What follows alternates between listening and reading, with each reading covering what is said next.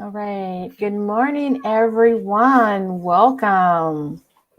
So today's topic is going to be creating your vision. And this has been a big one over the last couple of years because there's been a lot of highs and lows going on in the world. And so it's going to be an interesting subject today with all of us. And Althea, welcome back. We've missed you the last couple of weeks. Thank you. It's good to be back. Glad Can to you see guys everybody. not hear me? I can hear you. It seems maybe a little delayed though. Like I see your lips moving and then I hear you. Okay.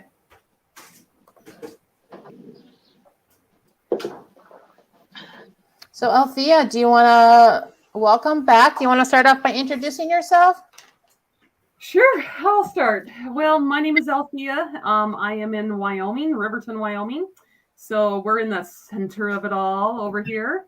I am a certified emotion code practitioner.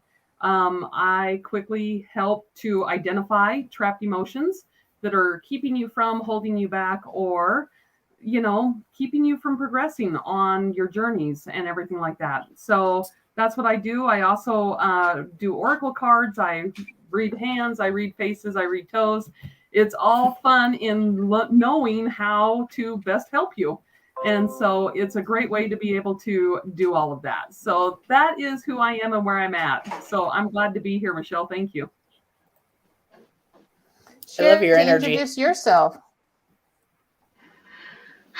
I'm Sherry Hess. I'm in Alliance, Nebraska. You can find me at Spirit Closure with Sherry on Facebook. I'm a psychic medium, and I do the oracle cards and the tarot and the runes. And basically, I just try to help people with closure and moving on to the next phase in their life, I guess.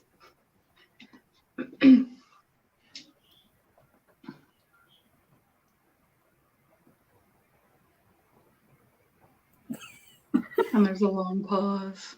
I'm guessing it's you, Shauna. Oh, I think she's froze, but okay. My name is Shania. I am a medium. I do tarot and oracle as well, and I'm also a healer. And I'm out of Minot, North Dakota, and I have a webpage on Facebook called Soul Therapy, and I also have an office. Nice. Well, I think it's great that we're all being able to be here together. And until Michelle gets back, then I guess we're just going to, let's talk about, okay, here she comes again, hopefully. I love technology. Yes. Oh my gosh. Can't ever go smooth, I'm trying to get back on. Okay, there you are. Okay, I cannot see any of you guys. Oh. Well, we can see you. We can hear you. Yep. So that's a good thing. Yep. Don't pick your nose.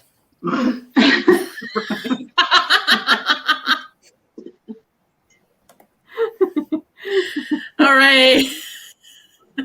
So where are we at with the introductions, everyone? We got everybody introduced. So we're all waiting for you to introduce yourself now. Well, obviously Mercury's still in retrograde, right? That is the second time today my computer has done that. The first time I had to relog into everything I had up. This time I didn't, so that's a good thing. Anyways, I am Majestic Michelle. I help people release negative emotions trapped by trauma due to their childhood, so that way they can live their best life.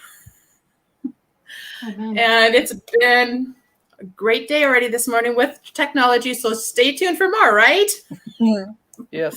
So today's subject is creating your vision, and sometimes when we create our vision, just like today with the internet, with my stuff going down, things happen. So that'd be the first question. So as we're creating our vision, when things go awry, how do we take care of that? How do we deal with that? Althea, do you have any idea? Or what do you do to take care of the negative stuff that just kind of pops in? Well, okay, so there's a couple of things that I do. You know, when I start looking at what I want to create, of course, my ideas are always grand. Like I can see big things happening. I can, get all excited. And then the planning process starts happening. Like if I could just go from here to the end, that'd be awesome. There's a couple of things. So one is I am learning how to be more detail oriented because, I think we talk about how to be specific, right? And how important that is. And it truly is like a big key in the success of how you're going to move, right? So I kind of think that's one of the things that I work diligently in trying to pay attention to now. I haven't always done that. But so paying attention to the details, because like you can't plan for everything, but you can plan for the majority of the hiccups that come along. And knowing that they're going to happen allows you to be like, okay, well, this one isn't as big a deal as I thought it was going to be. So yeah, I can work with that. Sometimes it is kind of a cue of like, okay, maybe I need to reevaluate what I'm doing. And so because it's like you can only go so far and get so much pushback before you're kind of like, okay, this isn't fun anymore. And so it's like, if I'm not having passion or fun about it, I got to change my strategy. So that's how I usually deal with the negative stuff that comes up is like, can I control it? No. Then move on. Is it something that's going to frustrate me? Yes. Then reevaluate where I'm doing and where I'm going. That's how I do it. And then Shania, how do you deal with any of that? So I guess I do it a little differently where I'm not a big planner. I'm not organized like that. I just go with the flow. And, if things start going wrong, I try to tune in to see, okay, what are you trying to tell me? What part of this am I not supposed to be doing? And I try to go with the flow as much as possible. Something else I try not to do, like, I'm a big one for when people ask me to do something. I love to help people. That's not the part I'm saying. But when people ask me to like when they ask me to open an office and to work with where I'm at and stuff like that, for a long time I kept coming up with excuses. I'd say no. And when it comes to my spiritual journey, there a lot of times I would say no and I would hold myself back. So now I'm trying to just go with the flow as much as possible, say yes, and embrace every opportunity, because with the opportunity, comes growth and more opportunity. So that's the biggest thing. And I try not to be so one path minded, I guess you could say. If my goal is to have so many new clients to help in a month or whatever, and somebody else asked me to do like a podcast for instance or something, I used to say no right away because I'm trying to focus on this, that, or the other. Now I'm trying to say yes to as much as I can, because that just opens up more opportunity. I get to meet more people, and it just helps you grow and learn more about yourself and others, I guess. So that's kind of where I'm at. When negative things happen, I just try to tune in to see, what part of that do I need to change, or am I going down the wrong path or whatever. All right, Sherry, what are your thoughts? Or how do you handle it? As an Aries, I'm used to this happening to me because I like to jump in with both feet before my head is engaged. So, oh man, I got lots of experience. However, I used to just rant and rave and get all ticked off and just stubbornly either keep going with it or try something completely opposite just because that seemed the thing to do. And then I took this little shadow class. I say little as a joke because it was 6 months long. And I learned the trick to, okay, so this is really either ticking me off or frustrating me or making me feel small or invisible or whatever it is. And then I trace that back, like, because there's usually like what Althea was talking about, the trapped emotions and things. A lot of times our emotions, if we react now, it's because of something in our past maybe that we hadn't resolved. So I do have a lot more self-awareness, and I think for me that's the biggest thing is self-awareness. And then I go find a friend like Michelle or my friend Linda Brown that has a lot more experience with something, and just kind of get their ideas. But if you do get frustrated, you know, like I can't add to this because everybody already said what I would have thought of possibly. But I would suggest going and finding someone that has been doing what you're wanting to do longer, or that's had this problem and they've come to the other side of it, because that gives you enough hope and courage to keep going, because you know you're going to make it eventually. Exactly. So I kind of do a combination. Like, so for me with I will create that vision, write it down, plan it out.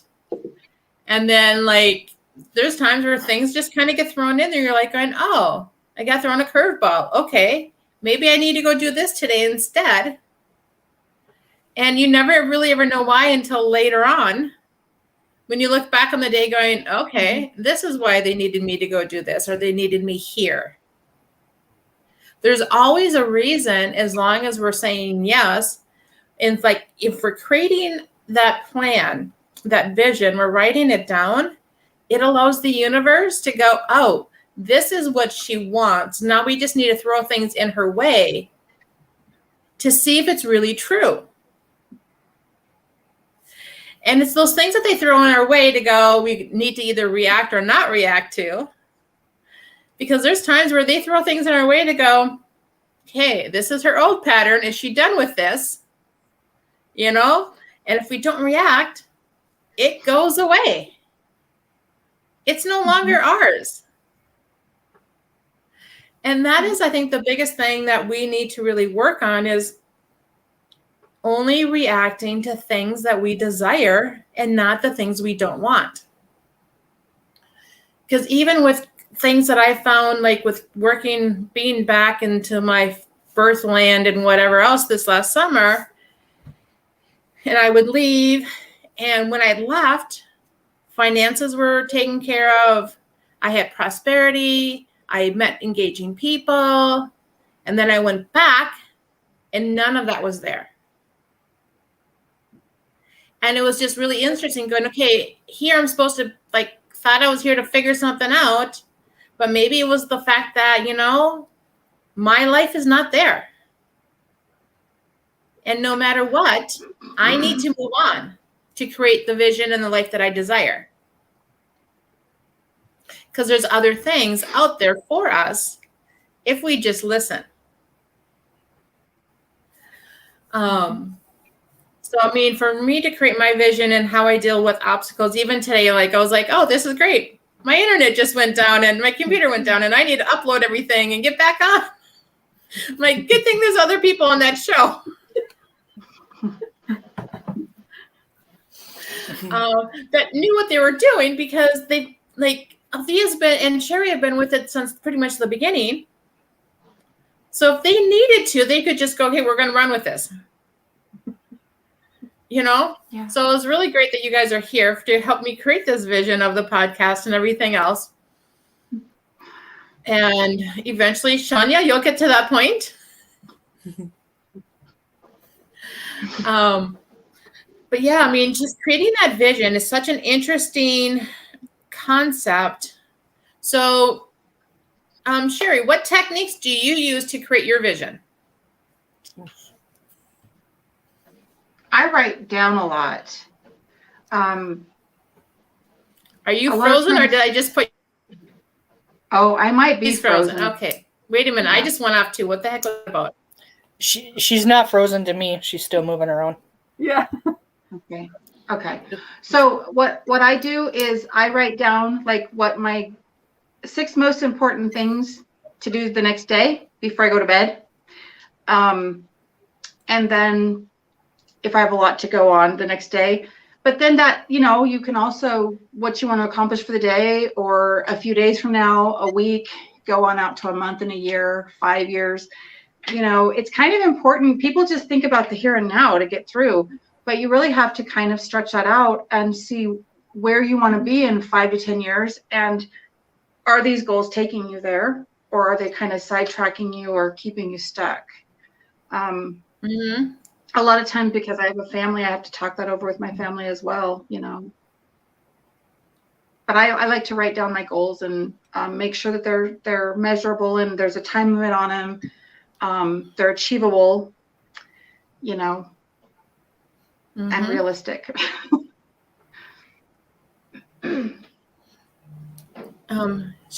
Shania, what are your thoughts? I think you guys are all way too organized, and to me, if I were to write down my goals, which I do have goals in my head, but they're always changing because my family situation or our life situations are always changing. So if I were to write down all my goals and the steps on how I want to get there in the timeframes that I want to get there, I would be a mess, because then I'd have to try to control that, because if I see it, I have to control it. And I would just be a shit show, because I wouldn't have the control that I want in it. So I am just kind of go with the flow. Yes, I do have goals, but I don't write them down. And I know there are some things I should, just so I kind of have a vision board, so that I could keep seeing it and keep putting it out in the universe and, things like that. But because our life is kind of chaotic, and I have to always, on a daily basis, a weekly basis, a monthly basis, our situations are always changing over here. It's very crazy. I have a business, and my husband has 3 businesses, and I had a job, but I just quit it after 4 years. And then our kids are, there's just so much going on and a lot of change all the time, that if I were to try to control all that stuff, it would not work for me. So I just kind of go with the flow. And when things do start getting kind of rocky, I kind of reassess, okay, so, why is this goal important to me? Does it resonate with, where I'm wanting to go, where I'm supposed to go? Is this, my goal, or is this, something that spiritually my team wants me to do? Is it something selfish of me, or is it something, that I'm supposed to be doing in my spiritual journey to help others, And so I'm constantly reassessing, and my goals are always changing too. It's like, I have this goal, and then, all this stuff is happening, and it's not quite what's going to work with my family anymore. So I got to kind of, or with my journey, because as I learn and as I grow, my goals are constantly changing. So, it just, for me, I can't have that control, because then I'll try to control it. If that makes sense. I don't know. Althea, what are your thoughts? I so understand both of you guys. Like, I totally get that. Like, because, it seems like, in the beginning, when we are learning how to work, right? Because it's like, we all come into our gifts and talents and everything like that at different times. And it is one of those things where it's like, how do you control it but not control it? Everybody says, oh, you got to do this but not do this. Oh, do this but not that. And if you're doing this, oh my gosh, and it's right? like that is the most frustrating part, because you're like, well, so should I stay or should I go? Right.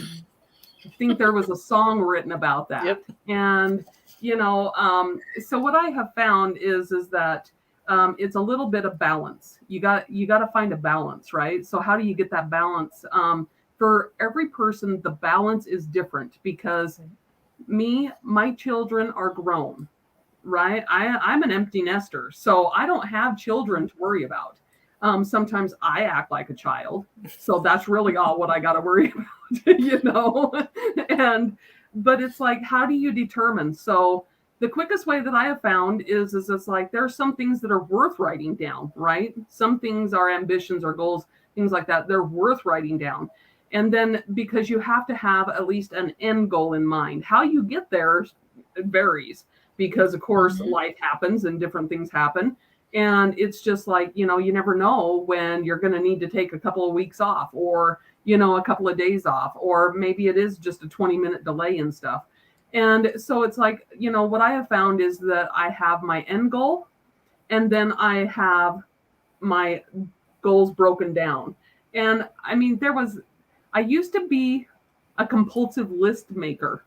Like if there was ever a thing, like that was me. Like I would have a list for my lists, I don't know why. But and forever those kind of things, like they constantly come up because of change, right? So there's one of the things that I work diligently to do, and I'm not always effective in it, and I'll just show you because of course I have it right here. So like I found, I wanted to be able to see like a week worth of work, right? Like how my week is lining out, where I can plan stuff, how I can do stuff. And then I wanted it to be a calendar that gave me more than just 8 hours, because like, I'm sorry, my day just doesn't end at 8 hours, and so I need to be able to take into account other things, right? So this is, I know you can't see all the writing in there, but that's all right. So you can kind of get an overview of like, this is how I break down my week. My wake up time is 5 a.m. Like we're up, we're doing stuff, because I have a husband that needs that routine. So, and then of course, a routine kind of helps me focus. I mean, honestly, it does.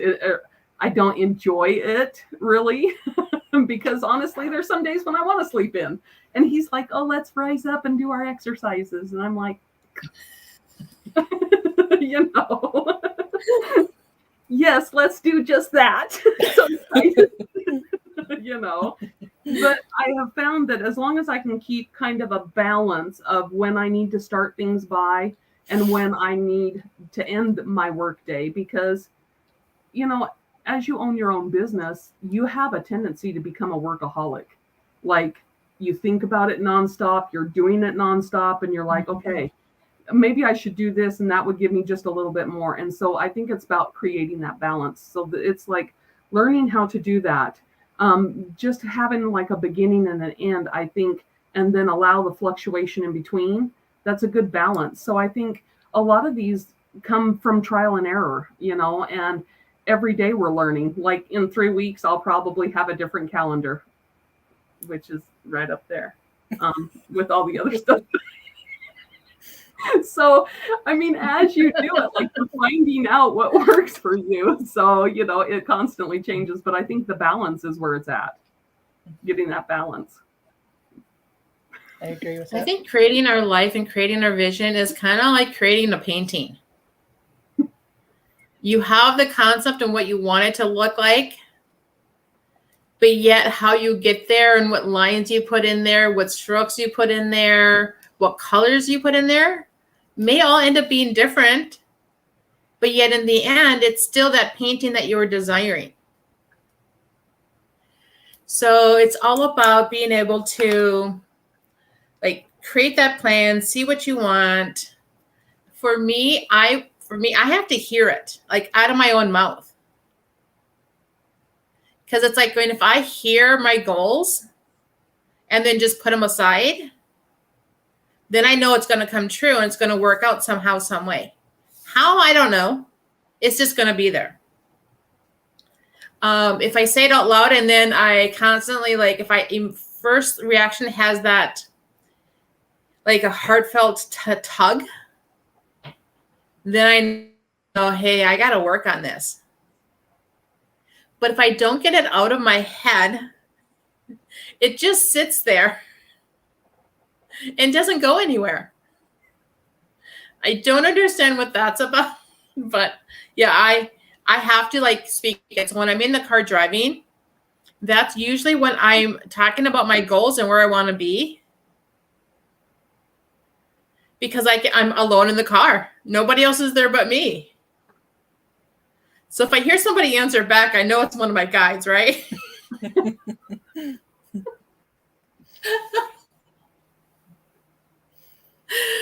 And yeah, it's like, and I've learned that, when we create, we almost need to get back in touch with that 8-year-old self, that inner child.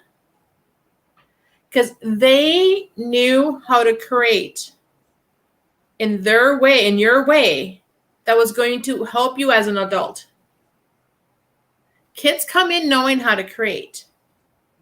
And we all have a different way of focusing, creating, doing things. And it's up to us to get back to that. Oh, what did my 8-year-old self, or what did my 5-year-old self, what did they do to create? How creative were they? What did they do?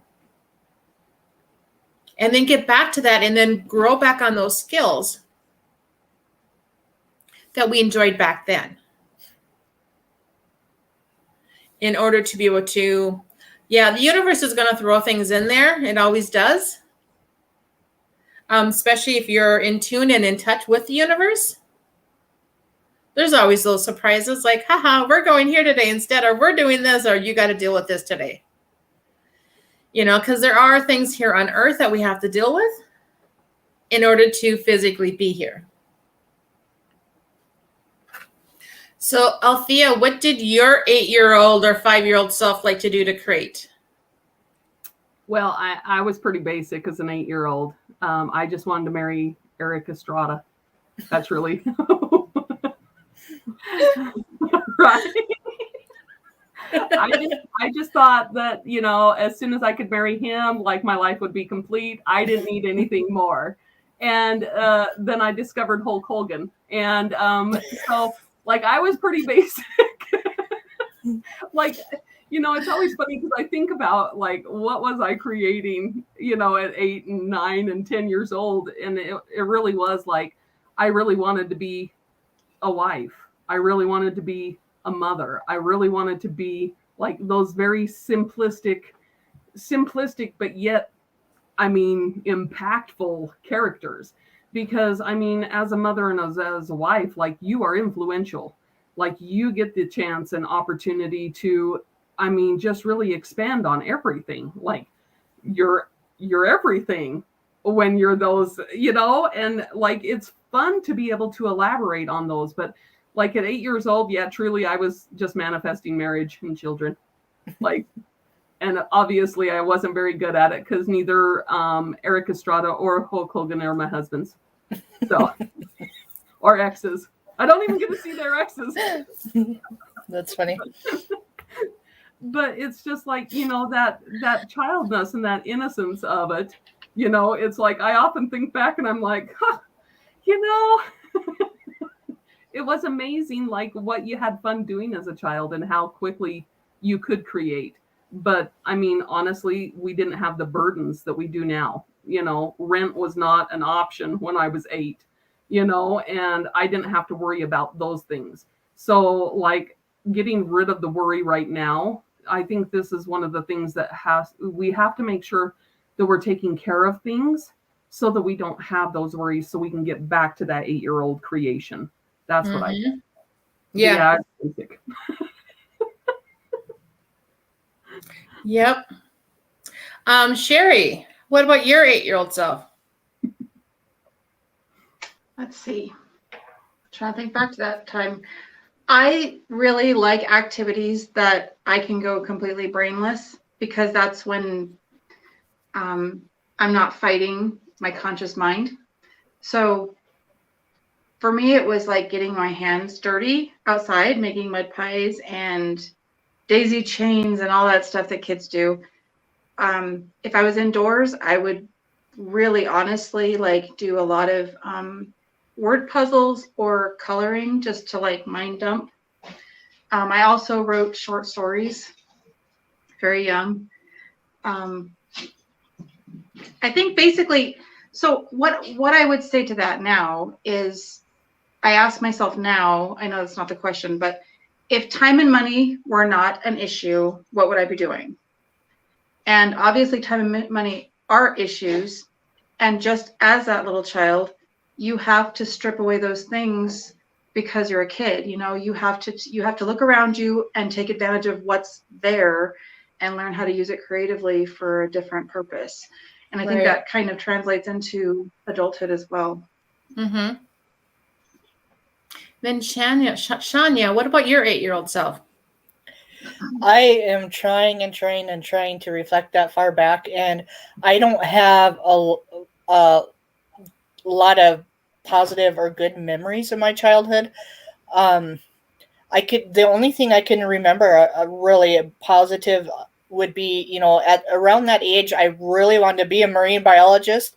And I think a lot of it, I really wanted to, save the marine animals from all the pollution and all that stuff. But I think the biggest thing about it was, one, I'd be, away from my family in North Dakota, but the sense of freedom, to be free, to me, the ocean water is really freeing and uplifting.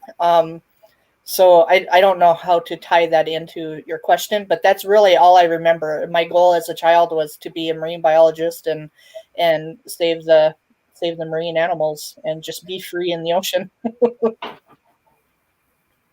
Yeah, for me, it was my 8-year-old self, my 5. I really enjoyed doing the mud pies. I would put leaves and branches in there as herbs and spices.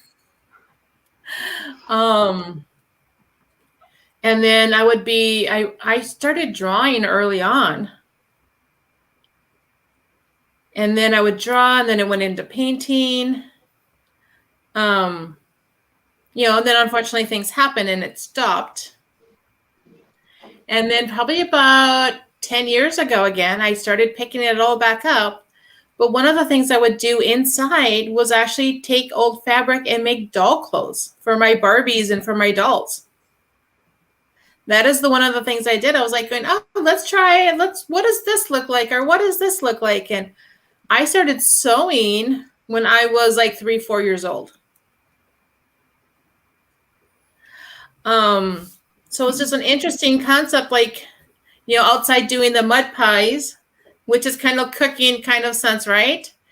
And then inside doing the clothing. So very domestic, right? Mm-hmm. Anybody knows me, I am not domestic.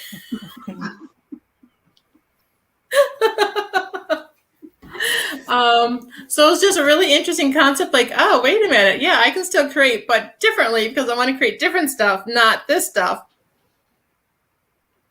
But yeah, so Althea, do you have any other thoughts you want to contribute, or any questions that popped up for you? Well, okay, so I do have a question kind of for everybody. I mean, when we talk about a vision for yourself, like, what all does that entail? Do you create, like, what? Is it a vision in your business? Is it a vision with yourself in your business? I mean, like, that is kind of my question. Like, how do you determine what vision you're going after when you're starting to create it? Whoever That's first. a good question. So for me, I always put me into my business visions. So my personal life, my vision, and my business visions kind of work together. Yeah, there's a little bit of some things that are a little different, but for the most part, in order for me to fully be in my business and be authentic, there has to be no separation. And so I always put even my personal stuff, my business stuff into my, each other, because it's who I am. I'm not like this psychic person by night, and by day I'm somebody else. Right. And so I have to go, okay, these are my goals. This is how I need to live. This is what I need. These are my your why is part of your creation, your vision. We can talk about that next. But yeah, I always keep both of them into alignment as I'm creating my vision.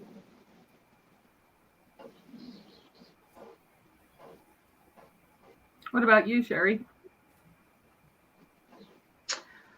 I think for me, I always have to think about like my schedule, because my husband's schedule changed a lot this year.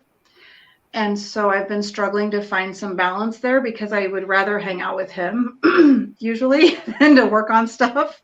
And so I have to really think how I can carve out time to do it, and still be a mom, still be a wife, still be a friend and daughter, and all these roles that we as women have. But also what feels the best to everybody. You know, how can I still make my daughter's band concerts and stuff, you know, and not overschedule? I think it just all comes down again to thinking really hard about what I want and what I need to say no to as much as what I need to say yes to. I think that's awesome. And what about you? Okay, now I'm learning how to pronounce your name. So say it again for me. It's Sorry. Shania. It's like Tanya, but with an SH. Okay, Shania. Okay, Yes. thank you. Okay, I'm gonna get it. I'm gonna get it. So I suck at names too, so. well, it's not like we've got some easy ones there. I know you feel my pain. Yes. Yes. What about you? I mean, how do you determine what your vision is?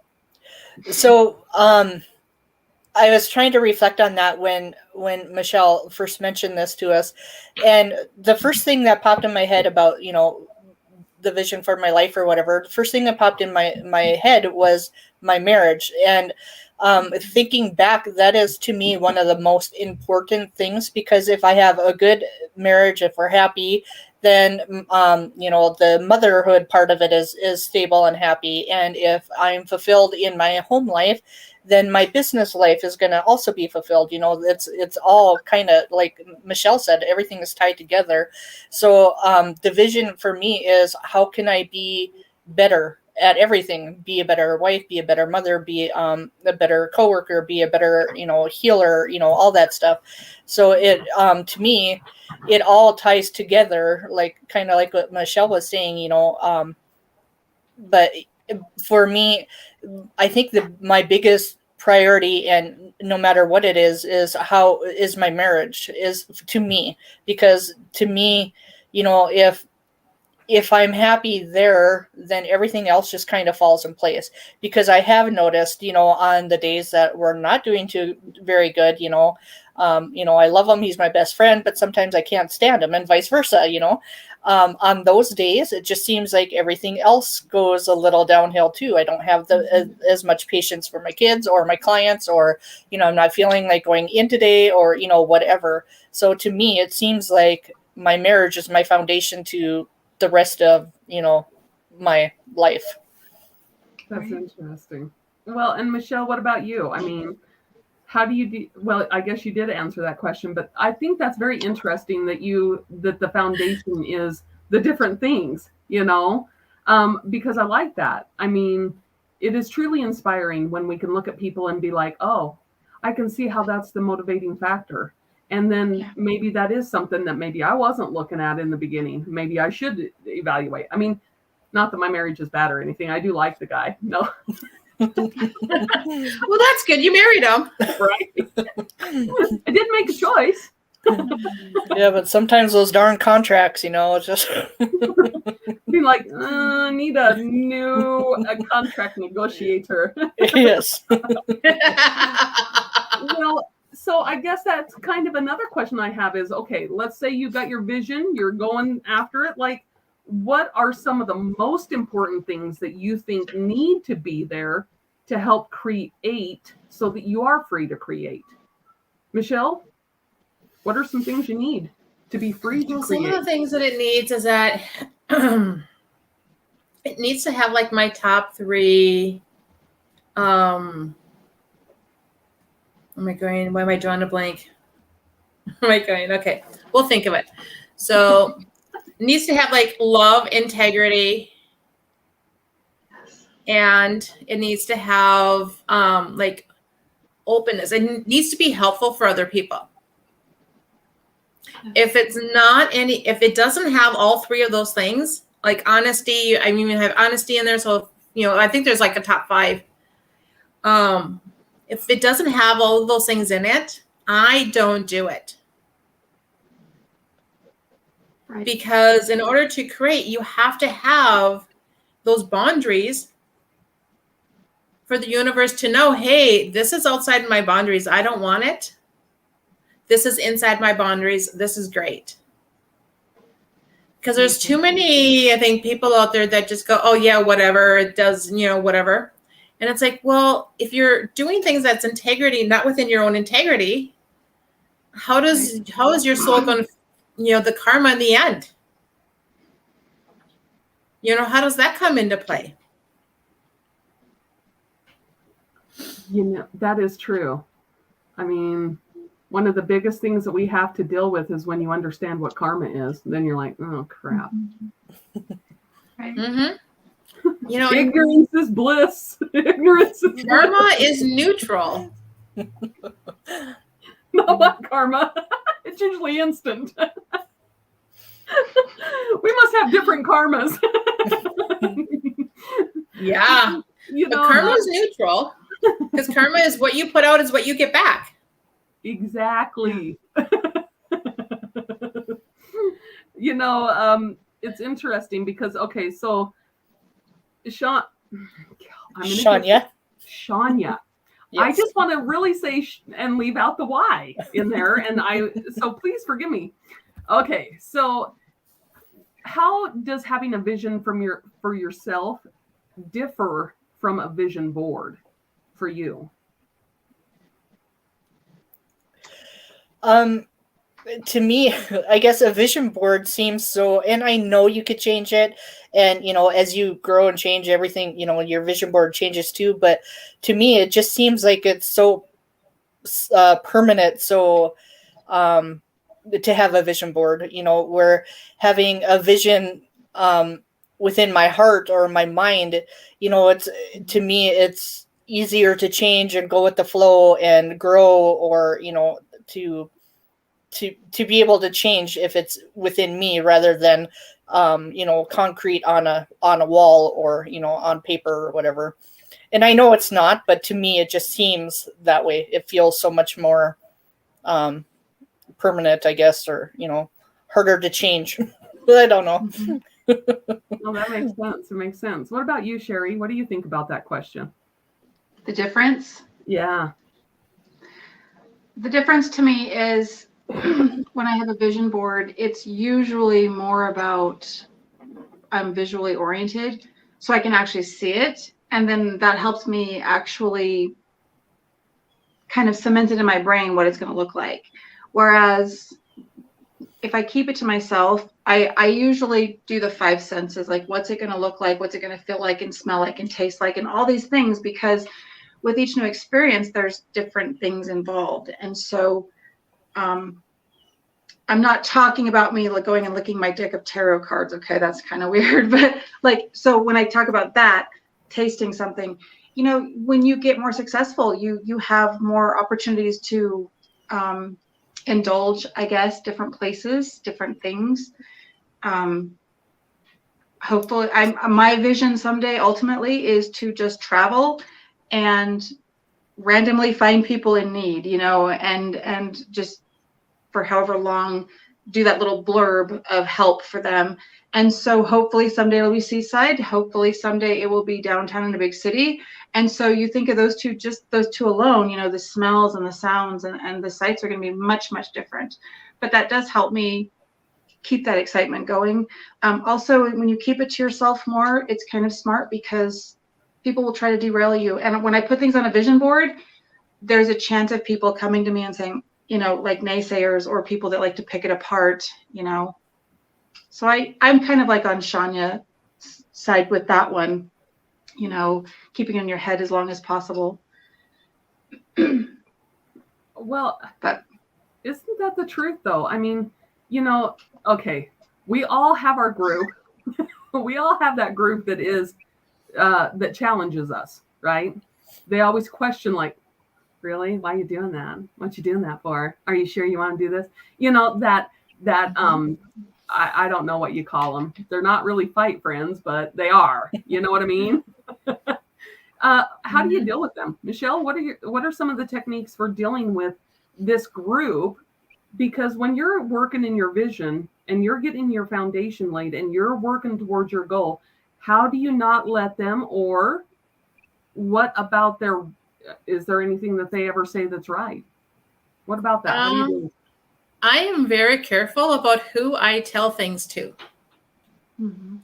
because I have learned that the more you talk about things in the universe, the more your spirit and soul already thinks it's happened. So it's not going to work on creating it for you. Because if all you're doing is talking, you have no action to it, and there's really not a desire for you to get it done. So when we're also creating, we have to put that action into it to show the universe, hey, I have a desire for this. I want to get this done. I want to achieve this. I'm moving my feet. Can you move your feet a little faster, please? See it done. I think that's also why it's really important to have the why. So like, I don't do a vision board because I don't want it displayed in my house for everyone to see. I do a vision notebook because I am a visual person. And so it's kind of like a visual journal. And I just cut pictures out, put them in there, and the date that I put it in there. And then I just kind of go through it every day to kind of relook at it.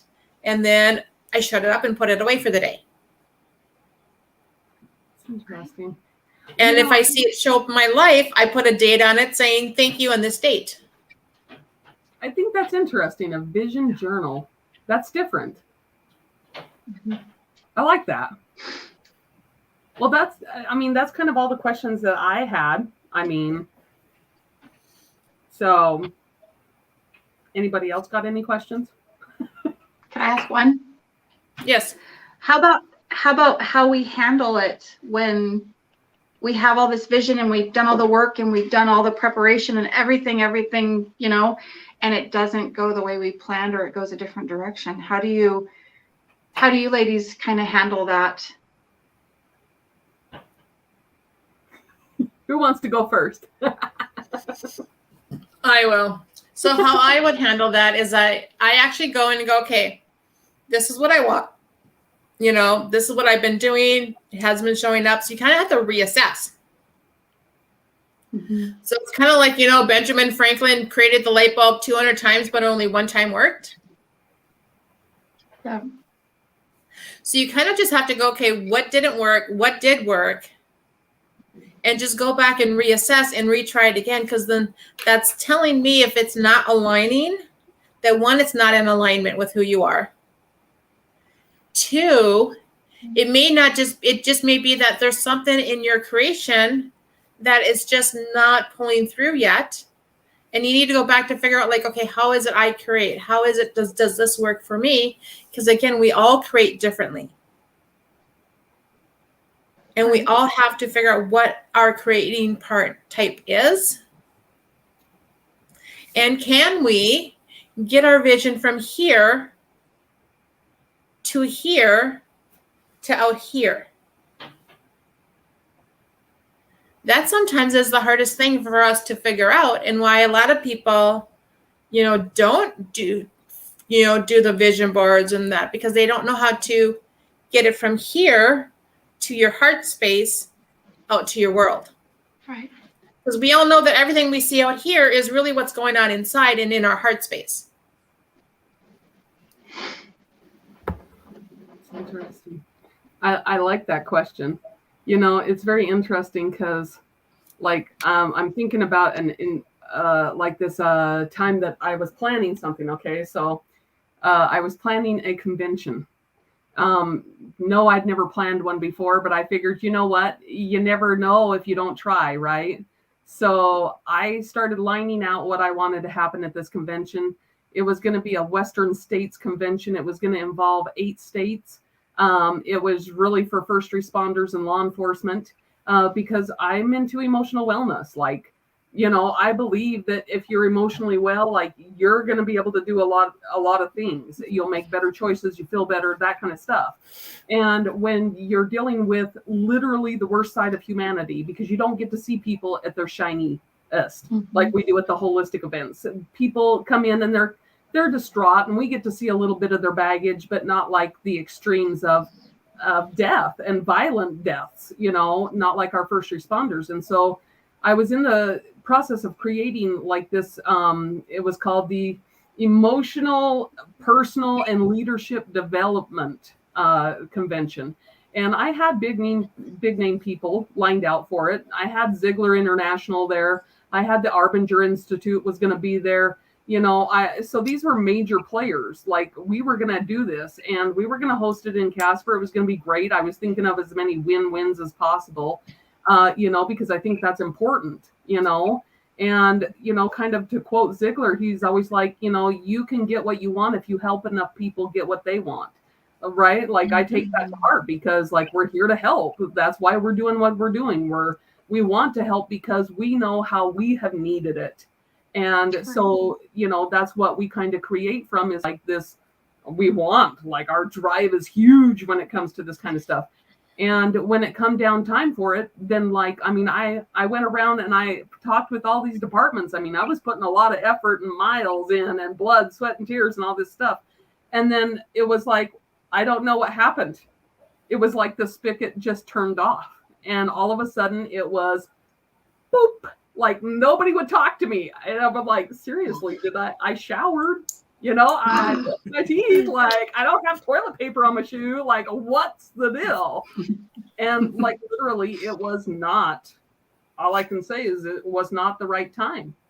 And so it's like, even though I had spent 8 months developing the website, the products, all of these, breaking it into classes to get as many win-wins as possible, trying to think of every possible scenario that would be accountable for, to make sure that it was going to be like the biggest thing this side of the Missouri, literally.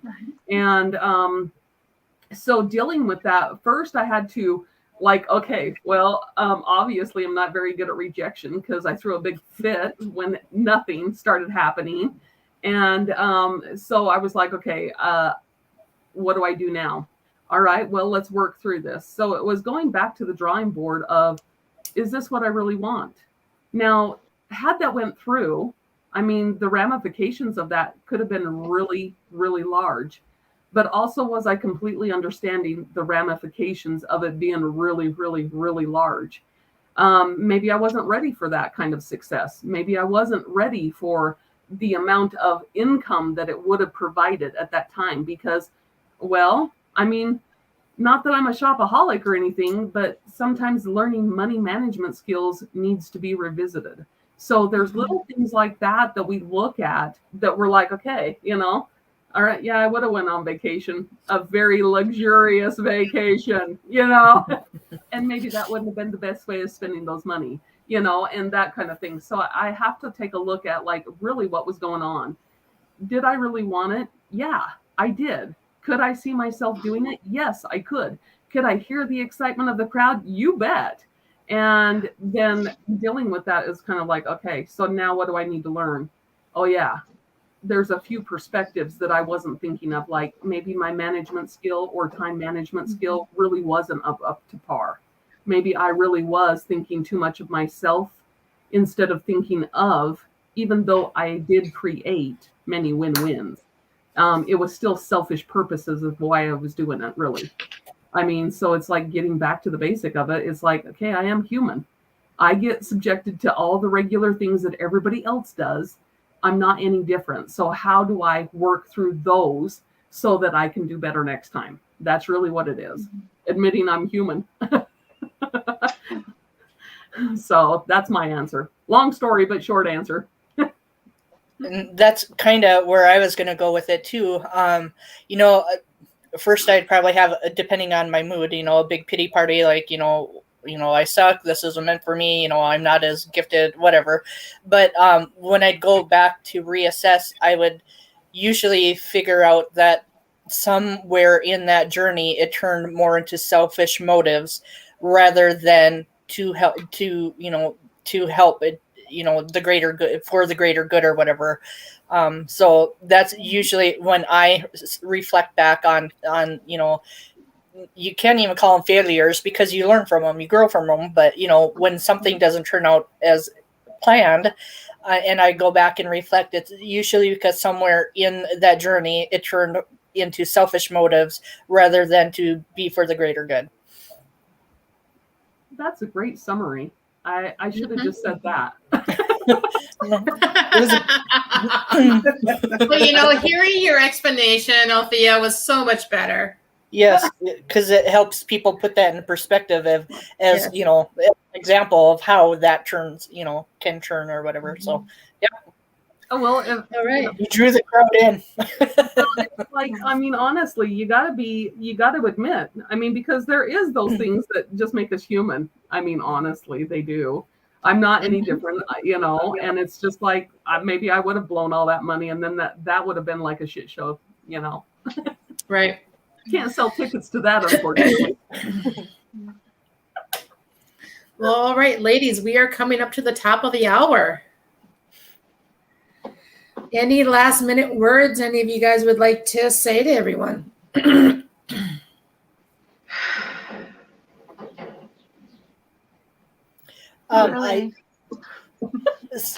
Something I learned the other day at a meeting that I went to is, did you just follow her? Yeah. A lot of people put out in the universe, like, say you win the lottery or something, you're like, oh, it can't get any better than this, or you have a horrible day and you're like, it can't get any worse than this, things like that. So people put a cap on things a lot.